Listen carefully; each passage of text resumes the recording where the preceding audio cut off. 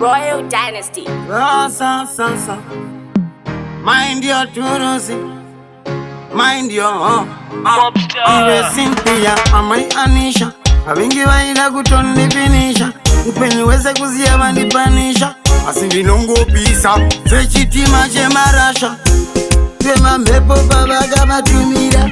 Neziye zavaishuwira.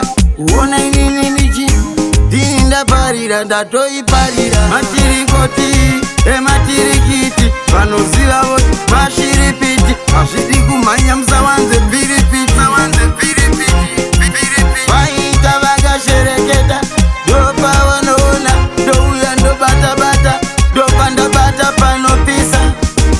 Tongoti mweya kumweya vaye vezvinyaya zvinyaya.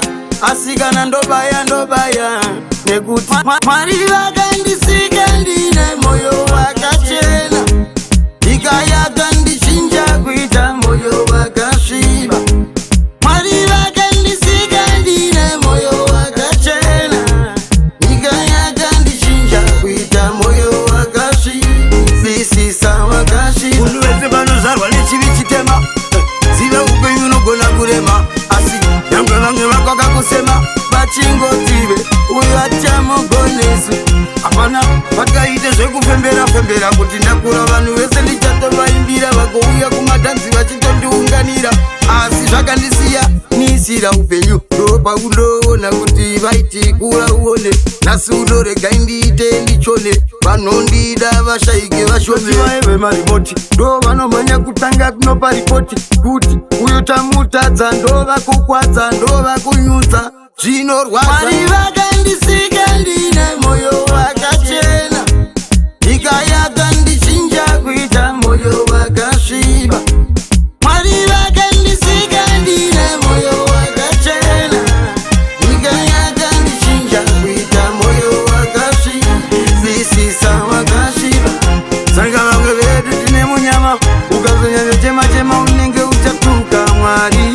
Zvakawanda zvinokurwadza zvinokukanganisa. Kufunga kana kusununguka kana kufara nevamwe kunogara nevamwe. Pedzisira wonyara kutozofamba nevamwe. Mwari ndo vakatisika nyangwe vanhu tikada kumboseka. Asi musiki ndiye musiki. Asi Mwari vakandisika ndine moyo wakachena. Nyika yakandichinja kuita moyo wakasviba. Mwari vakandisika ndine moyo wakachena.